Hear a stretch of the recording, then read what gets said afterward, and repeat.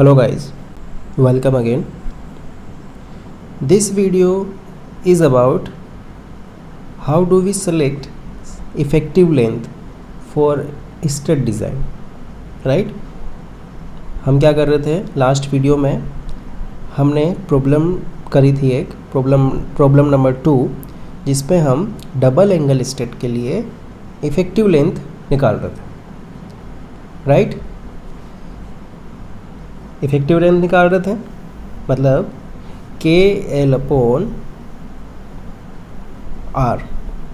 हमें क्या ज़रूरत पड़ी थी कि FCD की वैल्यू कैलकुलेट करने के लिए हमें R मिनिमम चाहिए होता है एंड इफ़ेक्टिव लेंथ चाहिए होती है, और इफ़ेक्टिव लेंथ होती है KL।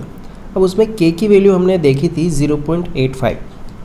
अब इस वीडियो में मैं आपको एक्सप्लेन करूँगा कि 0.85 कैसे, मैंने बोला था कि कोड में दिया हुआ है, बट थोड़ा सा हम देखेंगे उसको कि कैसे आती है वो। ओके, तो सबसे पहले हम देखेंगे कि पेज नंबर, आप देखो पेज नंबर 35। पेज नंबर 35 पर स्टार्टिंग से ऐसा दिया हुआ है कि compression member in trusses.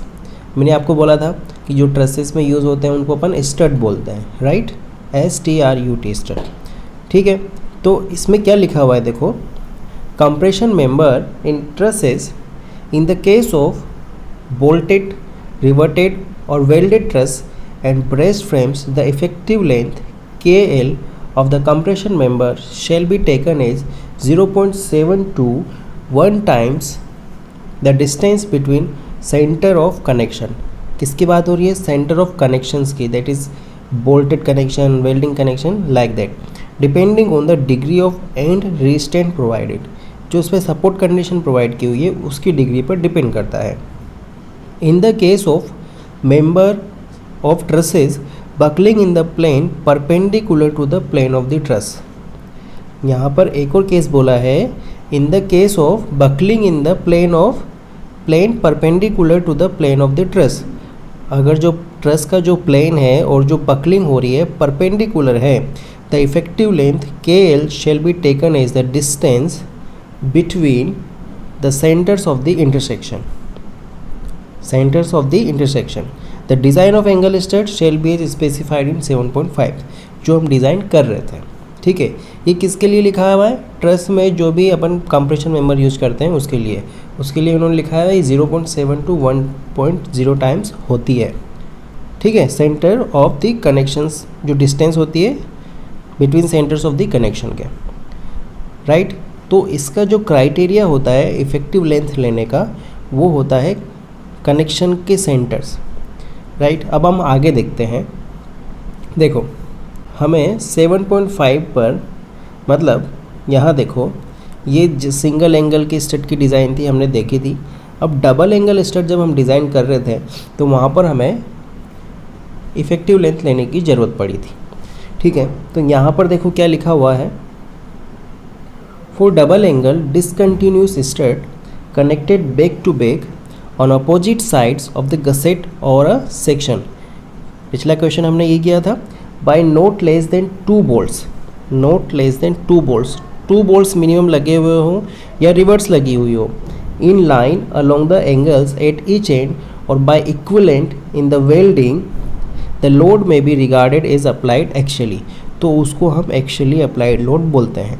And the effective length KL in the plane of and gusset shall be taken as between 0.7 and 0.85 times the distance between intersection depending on the degree of resistance provided, right? The effective length KL in the plane perpendicular to the that end of gusset, that of the end gusset shall be taken as equal to the distance between centers of intersection। Got it? अब देखो इनमें जो लिखा हुआ है उसको थोड़ा सा हम एनालिसिस करके देखते हैं कि मैंने आपको बोला था कि जो effective length of the strut होती है वो कैसे निकालते हैं, वो अभी हम देख रहे थे कोड में। हमने देखा था कि डिसकंटिन्यूस और कंटिन्यूस स्ट्रट क्या होते हैं, कि ये कंटिन्यूस स्ट्रट है, यहाँ से यहाँ तक कनेक्ट हो रहे हैं, ओके। और ये एक दो सिंपल इस पे कनेक्टेड है तो इसको डिसकंटिन्यूस स्टड बोलते हैं।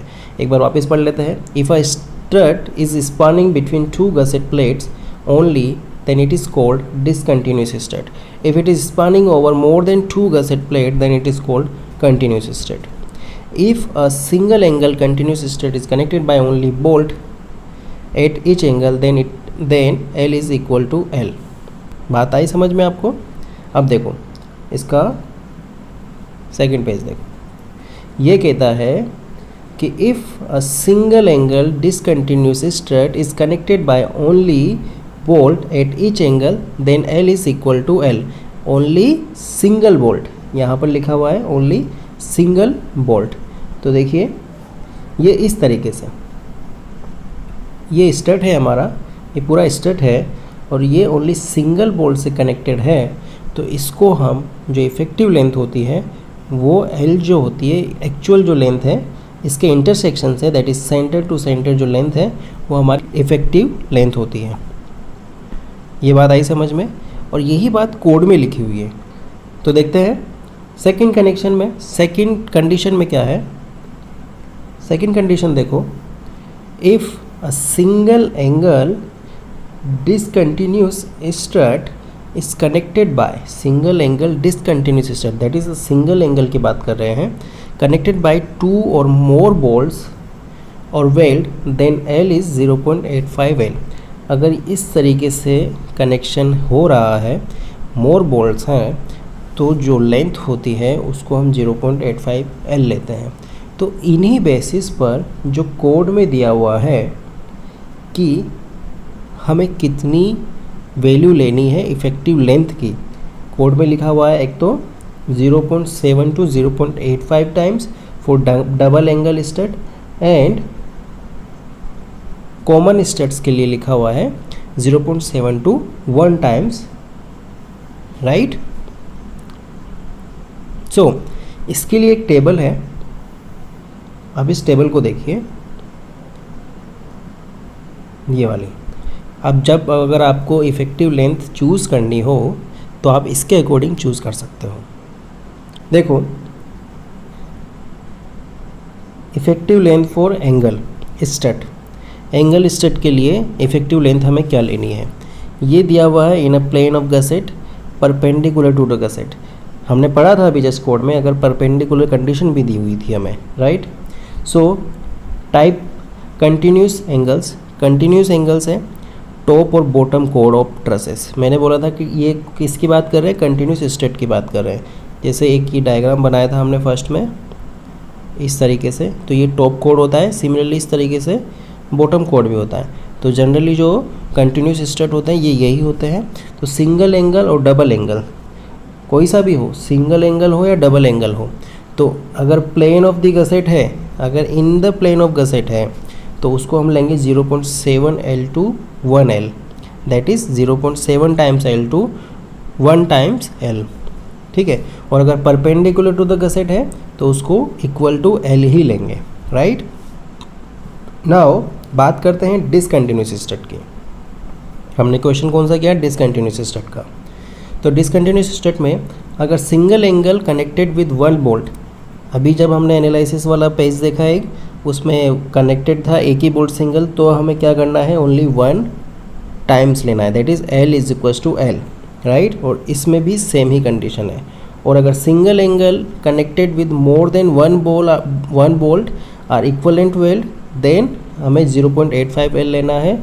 और अगर परपेंडिकुलर टू द गसेट है तो 1 L लेना है, दैट इज़ L लेना है। बात आई समझ में आपको? वो जो फिगर देखा हमने, ये वाला, तो इसके और कोड के अकॉर्डिंग ही ये टेबल, ये इफेक्टिव लेंथ वाली टेबल है, ठीक है।